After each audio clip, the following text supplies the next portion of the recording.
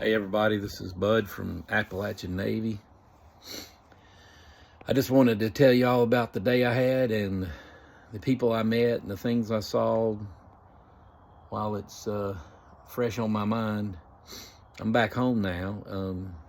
My day started out going to Appalachian State University with my son and my wife, just touring the school. And then I had a couple of scheduled stops on the way home.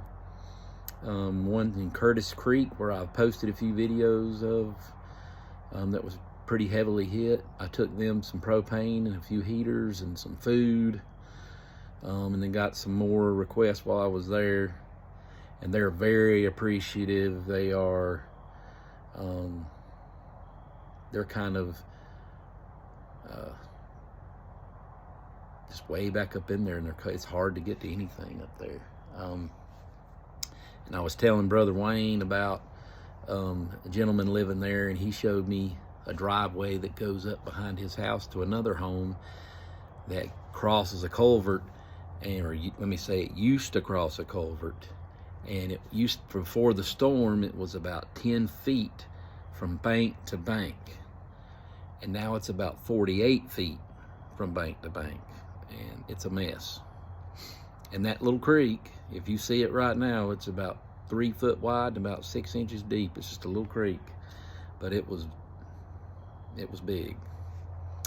Then I made a new connection this week through Facebook with a lady that is cooking hot meals and delivering supplies to people in the Green Mountain area. She's making, it's about a 3-hour driving loop to all these homes up in the mountains, and it's a long drive. And I reached out to her, what can I do for you? What can I bring you? How can I help you? And she asked if I could bring some propane and some heaters. So thanks to y'all, thanks to the people of Randleman and Midway Baptist Church and all the other churches in the Asheboro, Randleman area, we have plenty to take. So I really didn't even scratch the surface for what we have, but I took about 10 heaters and total about 20 bottles of propane up there. And I didn't meet her, I met some people volunteering for her in Spruce Pine. She didn't want me to have to come all the way. She didn't want to inconvenience me, but so I met these women and started talking to them, and they were from all over the state. They were just volunteers helping her. And one of them, interestingly enough, is from Asheboro. Her name's Nancy, and she's familiar with Midway Wesleyan Church, and I told Brother Wayne about that. So it's a small world. And while we were there, we had finished transferring those things to their vehicles. Well, this young man pulls up in his, he had a Ford Explorer or something pulling a small trailer, and he had 2 old propane bottles, and he said, is the distribution center closed already? He says, I really need some propane. And I gave him 2 of the big bottles that I took with me. I said, here, she's swap them out. And I had him give me his empties, and I said, I'll go get them filled up. And I made a connection with him. Well, he started telling me his story, that he was from Relief, North Carolina.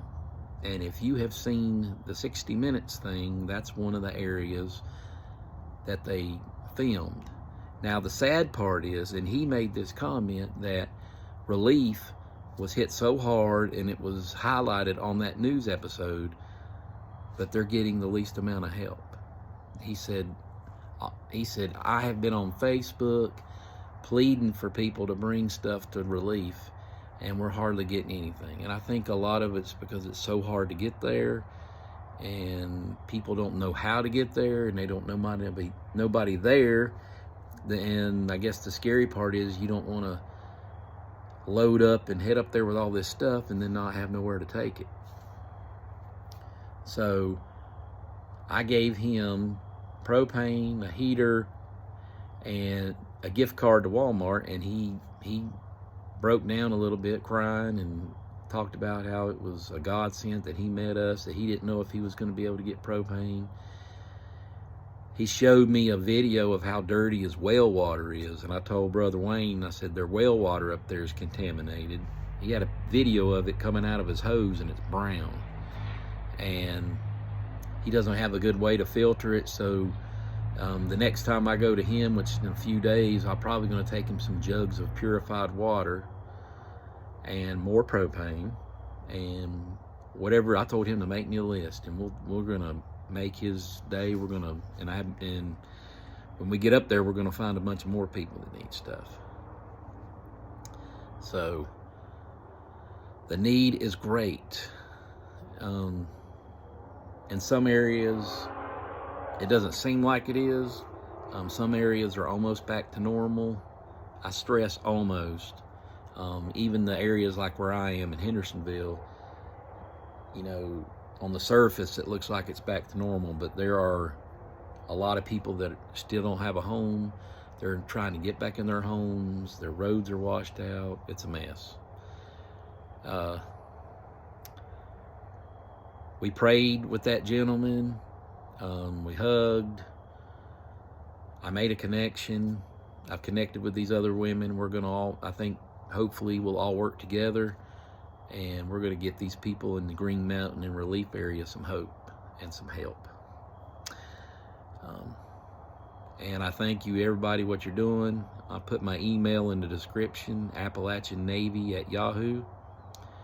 And please subscribe to my channel. Just share the videos, get the word out, because the media, they don't want to talk about Western North Carolina now. And there's a lot of people that need some help, and the people out there need to know what's going on. So I appreciate everything you're doing.